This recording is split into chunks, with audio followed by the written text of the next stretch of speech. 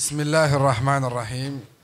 Alhamdulillah wassalatu wassalamu ala Rasulillah wa ala alihi wa sahbihi wa man wala. Hadirin wal hadirat yang dimuliakan Allah, mudah-mudahan pada sehat afiat semuanya.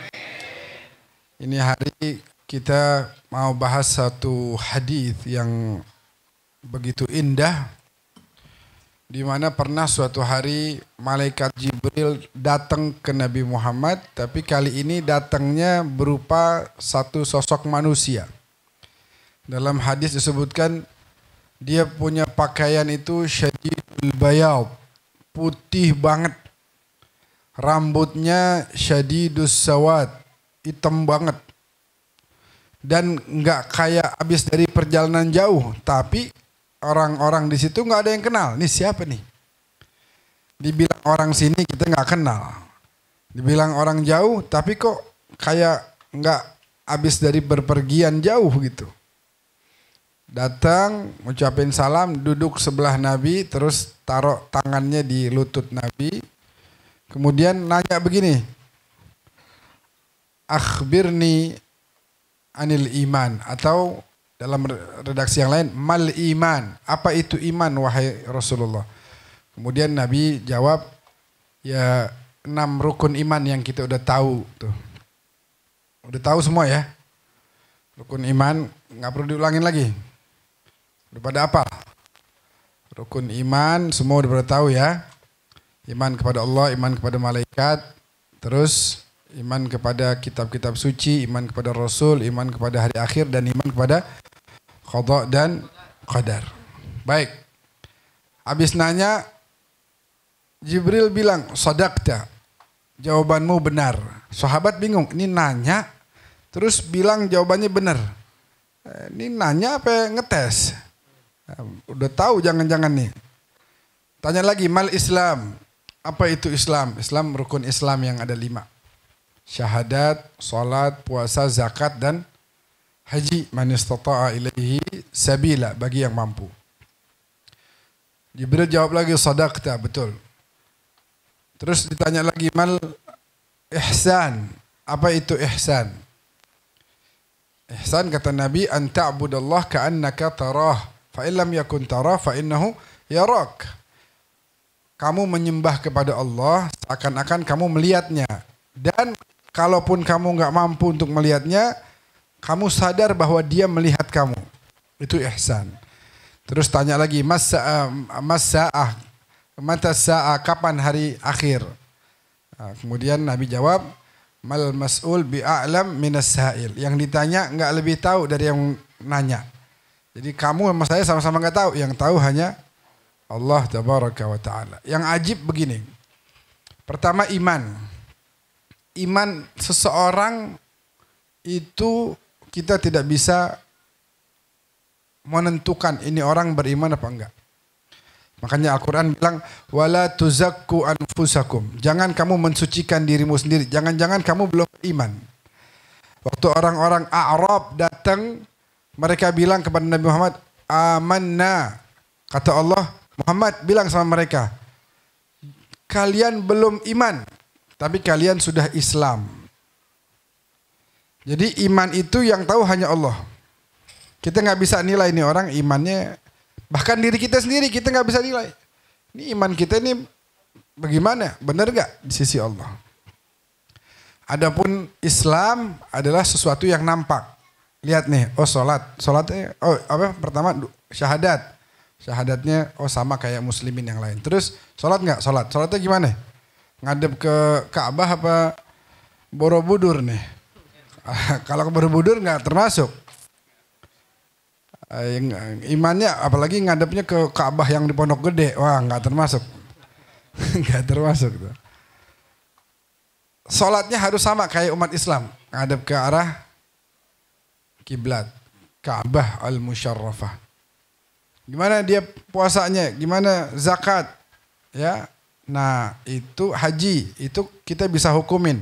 Seseorang ini, dia ini Islam apa bukan? Gimana? Oh dia ibadah, berarti dia Islam, berarti dia Muslim. Dan Islam ini hukum, bicara tentang hukum, sholat, ya kan? Khususnya kepada Allah tuh, sholat. Tapi juga ada kaitannya kepada sama manusia. Orang syahadat pertama, kaitannya sama Allah. Sholat, menghadap kepada Allah. Puasa, ibadah kepada Allah. Zakat, hubungan kepada sama manusia. Walaupun juga kalau kita mau bicara panjang lebar, semuanya juga ada kaitannya. Baik kepada Allah dan ada kepada manusianya. Sholat, orang sholat, tapi kalau sholatnya nggak membuat dia untuk wailul lil musallin alladzina hum an salatihim sahun alladzina hum yura'una wa yamna'unal. Kalau dia nggak mau bantu orang, maka dia termasuk orang yang celaka sekalipun dia sholat. Karena sholat itu harusnya menumbuhkan kepekaan sosial. Begitu juga yang lain, zakat dan lain. Ada bicara tentang hukum. Islam adalah bicara syariat. Nah, ada orang yang senang, ada orang yang nggak senang. Maksudnya gimana? Misalnya orang kena hukum wa jazaa'u sayyi'atin sayyi'atun mithluha. Balasan keburukan itu adalah boleh dibalas dengan hal yang sama kepada orang tersebut. Orang yang kena hukumnya kan nggak senang. Padahal ini syariat Islam. Hukum Islam itu belum tentu nyenengin orang lain. Karena ada kalanya orang kena hukum syariat Islam yang Allah tentukan tapi dia nggak senang. Sebab apa? Sebab dia dalam kondisi yang terkena hukum. Adapun ihsan, nah ihsan ini nyenengin semua orang.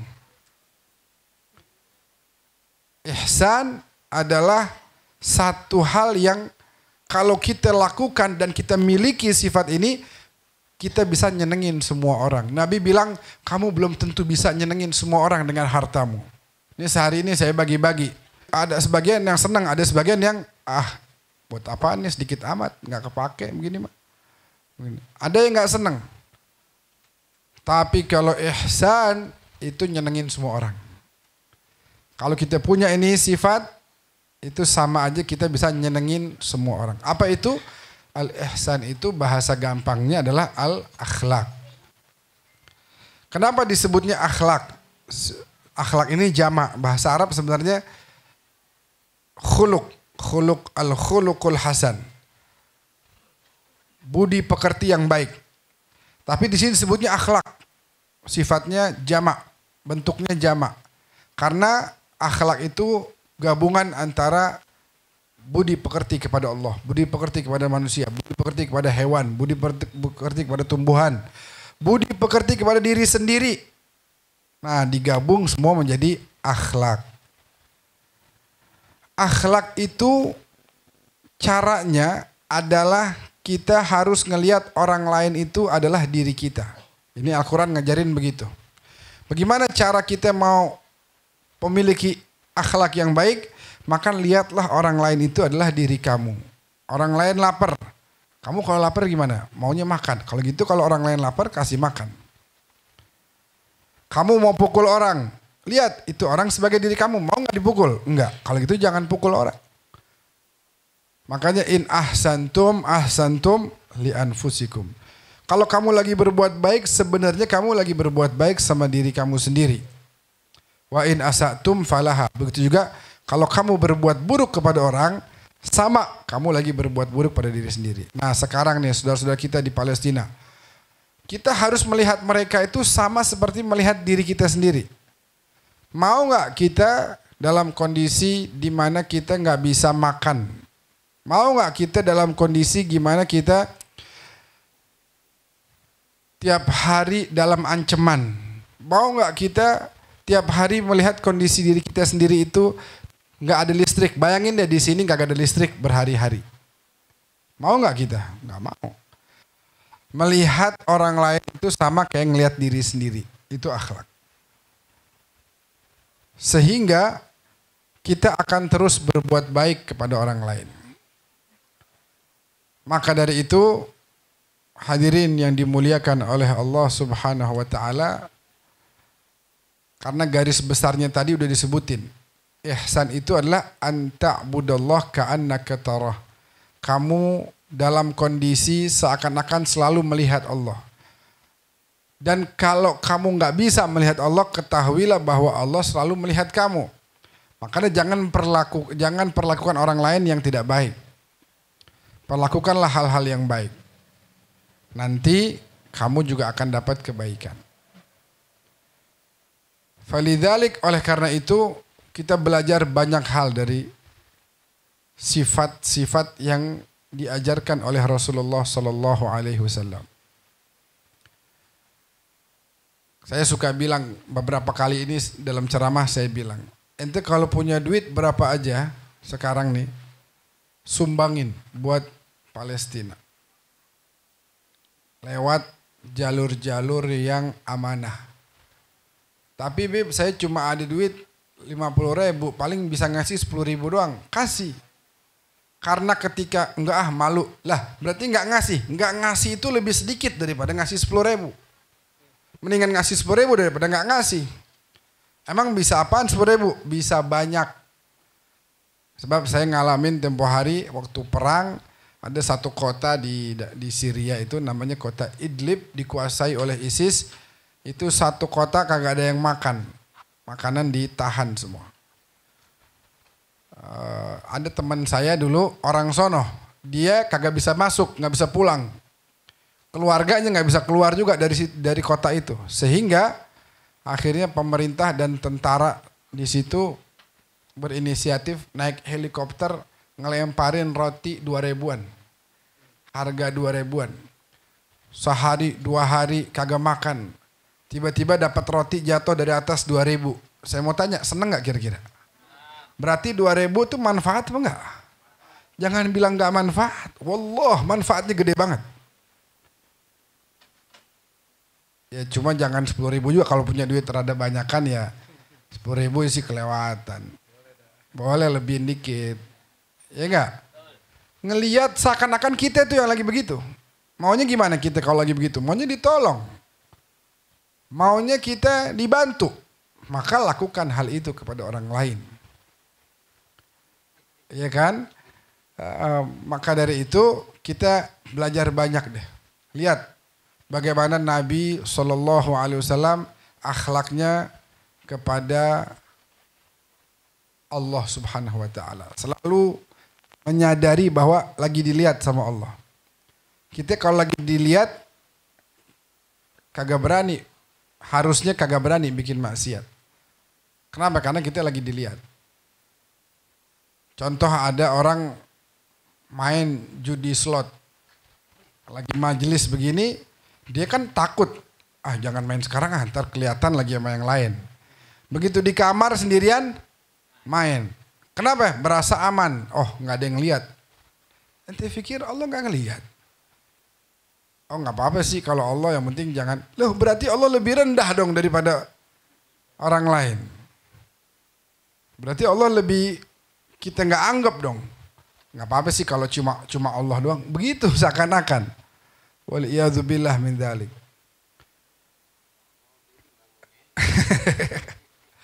Iya. Nah lihat bagaimana kita harus menyadari hal tersebut. Nih sekarang akhlak kepada orang lain. Akhlak kepada diri sendiri dulu. Akhlak pada diri sendiri itu penting juga. Ada orang hobinya minum khamr.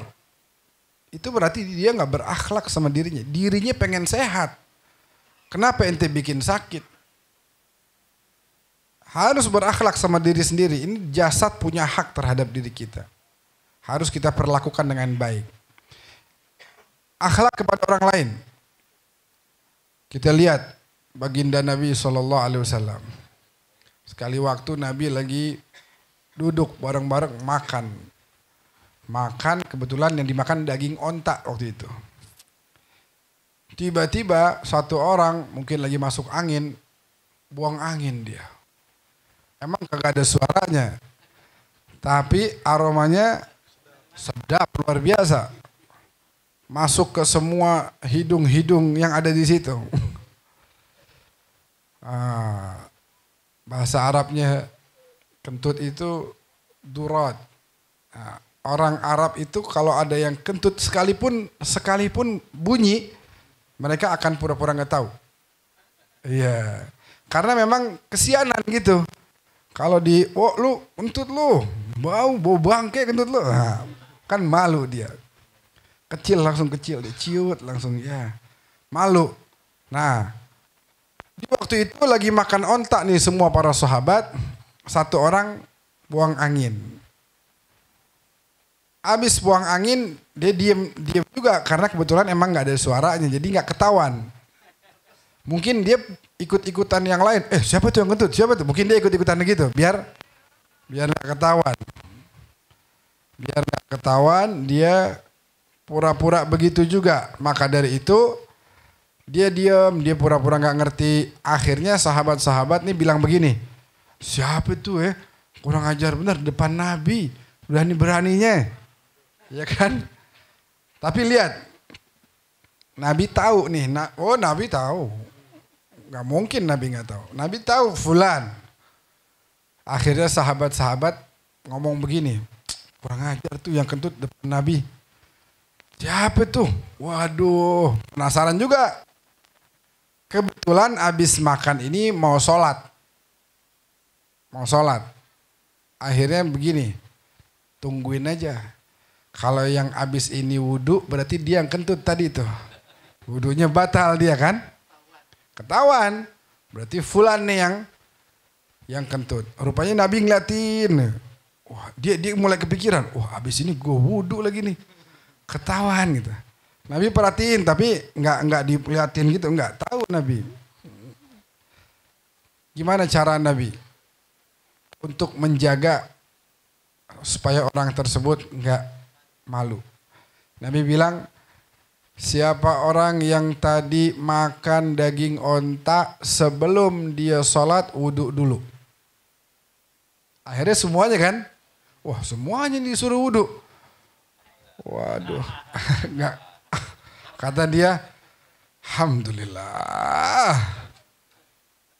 Makanya sebagian ulama sampai sekarang bilang, ada yang mengatakan makan onta membatalkan wudhu. Karena hadis tadi. Padahal di situ Nabi tidak mengatakan bahwa memakan onta membatalkan wudhu. Tapi Nabi bilang, yang makan daging onta sebelum sholat wudhu dulu. Untuk menjaga perasaan orang itu. Sehingga akhirnya dia aman. Nabi sering dalam beberapa kesempatan selalu menghargai orang lain. Bahkan Nabi menghargai pemberian seorang sahabat miskin yang beberapa kali itu kalau ada rezeki lebihnya nggak besar. Allah 5.000, 10.000 lah kalau duit kitanya. Tapi selalu dia berusaha untuk berbagi untuk Nabi. Kerjaannya apa? Kerjaannya cuma ngangkatin barang-barang di pasar. Dikasih upah sama orang. Namanya sahabat tersebut adalah Zahir. Seringkali Zahir ini asal ada duit lebih. Misalnya sehari dapat gocap nih. Kalau duit kita nih biar gampang. Dapat gocap. Wah dia beli makan dah, bakal bininya, bakal anaknya. Habis gitu dia beli dah buat Nabi. Apaan gitu, 5.000, 10.000. Ya Allah Zahir. Datang ke rumah Nabi. Rasulullah ini ada. Masya Allah. Tahu aja saya lagi pengen ini. Dihargain tuh sama Nabi. Tahu aja saya lagi pengen banget. Masya Allah.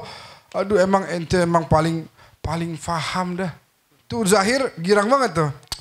Alhamdulillah. Dihargain. Nih lihat nih anak ngasih sama Nabi. Nabi seneng. Nabi girang. Luar biasa.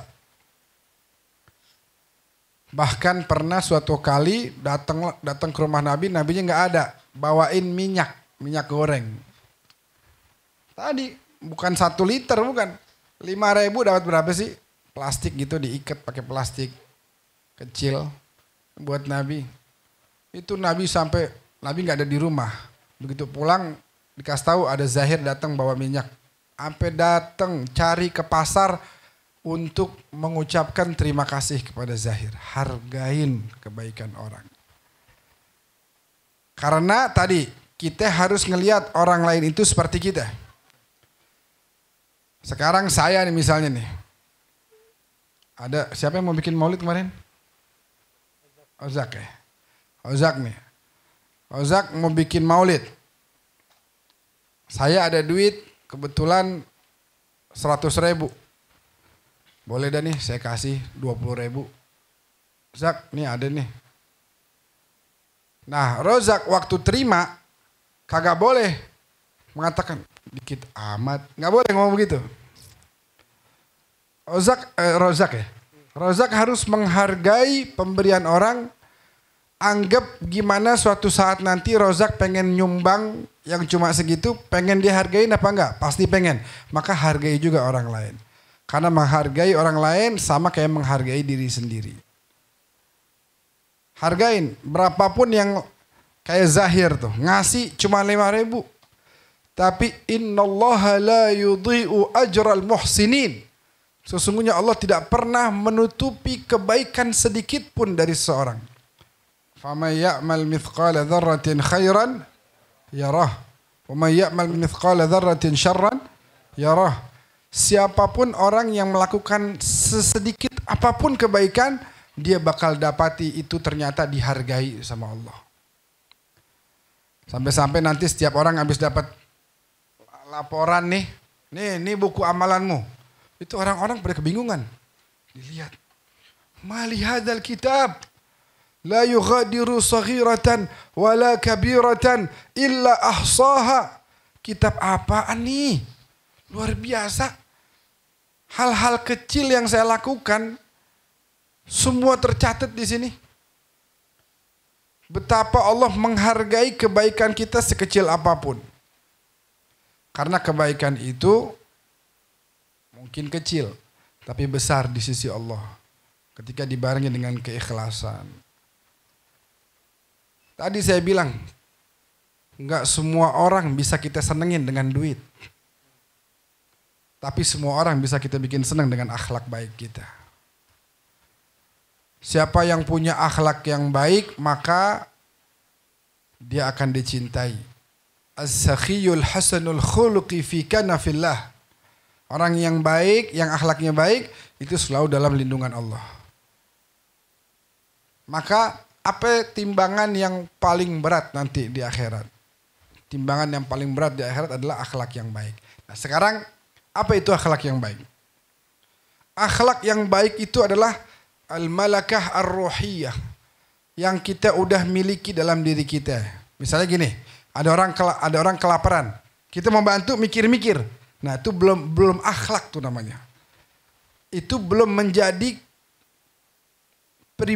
menjadi kepribadian kita. Menolong orang, akhlak yang baik itu masih belum jadi. Karena kalau udah jadi kepribadian dia, maka dia nggak akan pikir-pikir, langsung dia akan berbuat baik. Seperti Nabi. Begitu, mikir. Gimana, selalu dipikirannya bagaimana nyenengin orang. Nggak ada ragu-ragu, nyenengin orang. Ini orang lagi buang angin, gimana caranya supaya nggak malu. Dijaga harga dirinya. Ini orang ngasih, cuman sedikit. Tetap Nabi datengin. Segitunya padahal Nabi punya kesibukan yang luar biasa. Mikirin umat, mikirin syariat, mikirin wahyu. Masih sempat datengin Zahir.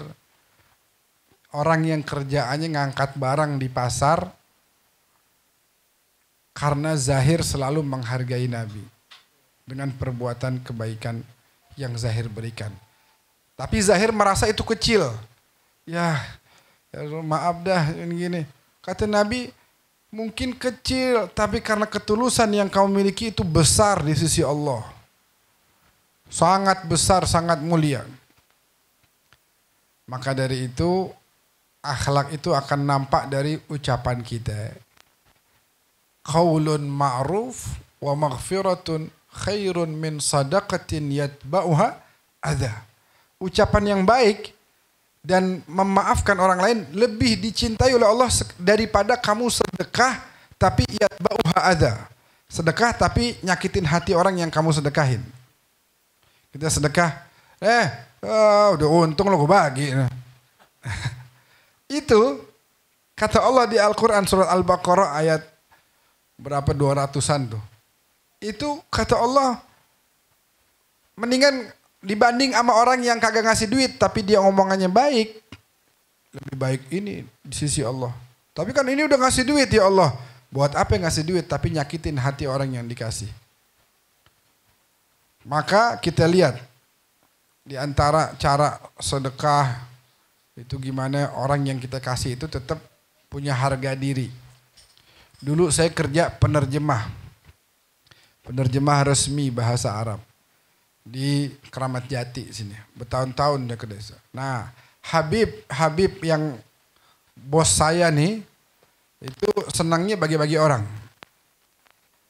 Hanya karena kesibukan beliau, dalam beberapa kesempatan beliau selalu nitip sama salah satu pegawainya. Nanti ada siapa nih? Fulan. Ntar nitip ya.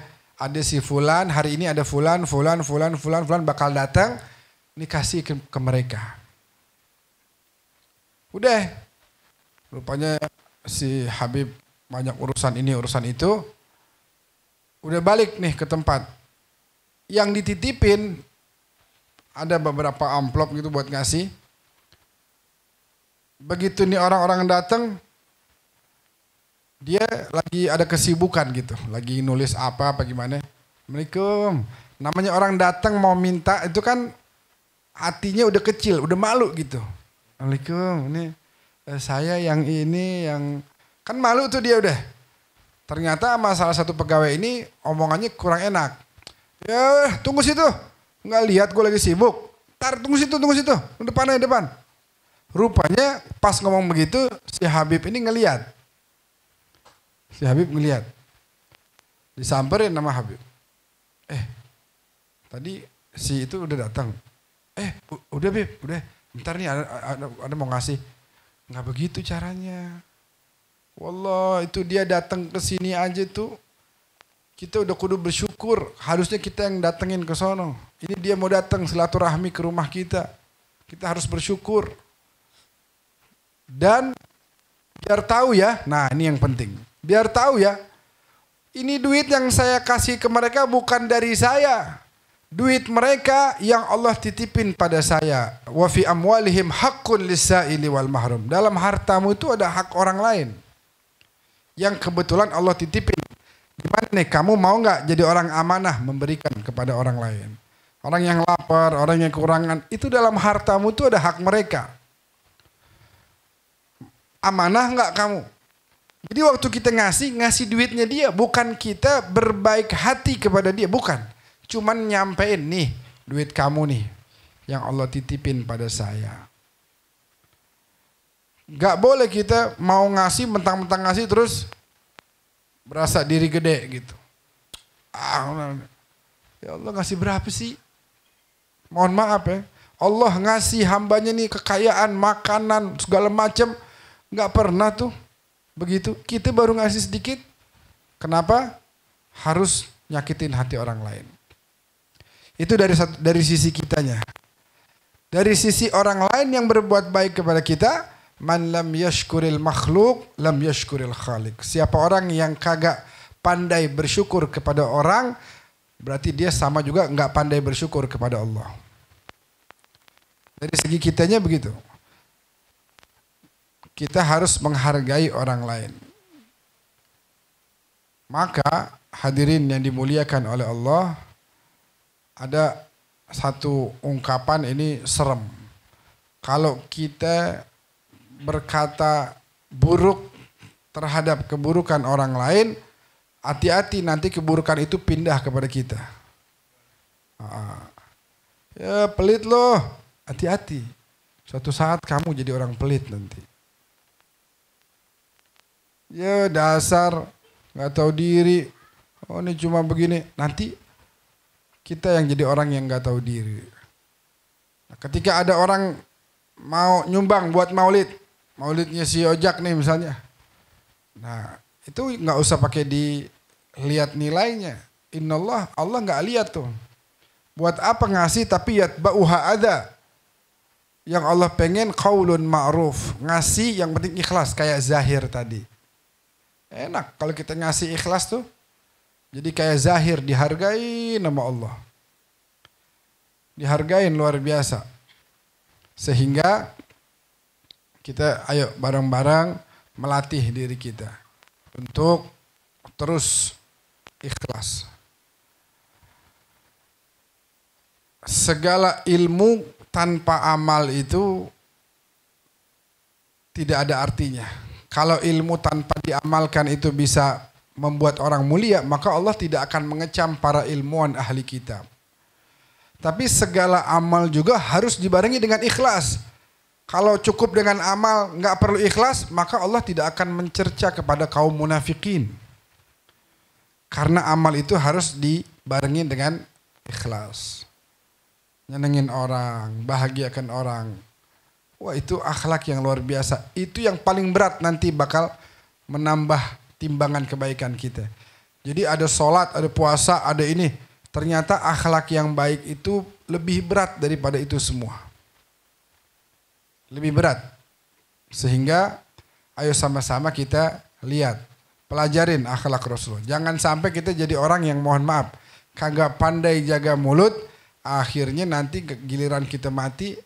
Jadi orang mati itu terbagi dua. Ada mustarih, ada mustarah minhu. Ada orang yang pas mati dia tenang istirahat. Ada orang yang pas mati orang lain yang tenang gara-gara dia udah gak ada. Gara-gara apa? Lisannya gak bisa dijaga. Congor. Congor gak bisa dijaga gitu ya. Tapi bukan berarti kita kemudian hidup tegang-tegangan. Gak begitu juga. Hidup yang penting asik. Kita menjaga nih yang penting bercanda tuh ada batasannya. Bercanda ada batasan. Justru kita hidup ini harus bercanda. Nabi aja demen bercanda. Sesama, bahkan katanya kalau orang yang udah gak ada bercanda berarti udah gak ada rasa sayang di antara mereka. Ini anak kalau kagak sayang sama Arifin, ngapain anak ngajak dia bercanda? Malah buang muka. Tapi gara-gara anak sayang, anak bercanda. Gini loh, gimana? Ledekin. Tapi ledekin yang kira-kira jangan sampai membuat dia sakit hati. Jangan sampai membuat dia menjadi malu. Gitu. Justru bercanda itu adalah gunanya untuk menumbuhkan lagi keakraban. Bukan justru menjadi pecah. Nah itu mengapa kita perlu untuk menjaga akhlak kita. Dan latih itu. Latih. Misalnya kita punya sifat buruk. Banyak-banyak doa sama Allah. Ya Allah, saya ini punya sifat. Misalnya apa? Sifat buruk apa? Sombong ya. Saya ini punya sifat sombong ya Allah. Atau ujub. Saya ini punya sifat ujub. Atau riya. Atau sum'ah. Atau sifat-sifat buruk. Nah ya Allah saya ini punya sifat ini nih. Ini setan mempermainkan saya lewat sifat itu. Dibikin amal saya rusak gara-gara saya punya sifat itu tuh dalam diri saya. Saya akuin punya sifat itu. Tolong ya Allah, jangan sampai itu sifat terus ada dalam diri saya. Hilangkan biar amal-amal saya menjadi baik. Nah bukan justru kita menikmatin. Punya sifat buruk kita nikmatin. Ada orang punya sifat demennya diangkat-angkat. Dipuji-puji. Terus dinikmatin sama dia. Tiap orang muji dia nikmatin.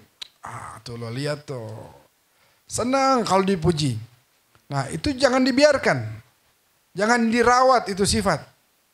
Minta sama Allah. Ada orang misalnya pelit. Nah cara ngelatihnya gimana? Keluarin terus. Kasih orang. Kasih orang sebanyak-banyaknya sampai itu jadi malakah ruhiyah. Jadi kepribadian kita. Nanti kalau udah jadi kepribadian kita enak udah. Kita bakal dengan mudah berbuat baik kepada orang lain. Anda rasa begitu ya? Kita pelajarin. Ayo sama-sama. Jangan sakiti orang lain.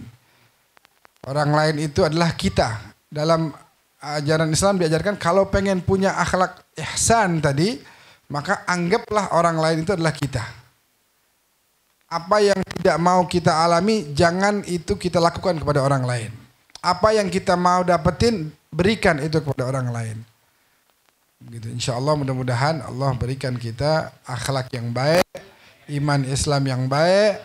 Mudah-mudahan antara jamaah, antara saudara sesama kaum muslimin, apalagi sesama keluarga bisa menjadi orang-orang yang terus saling menyayangi karena Allah, saling mencintai karena Allah, saling menghargai satu sama lain sehingga kita semua menjadi orang yang mutahabbina fillah, saling mencintai karena Allah dan akan dikumpulkan bareng-bareng lagi nanti di surga. Amin ya rabbal alamin.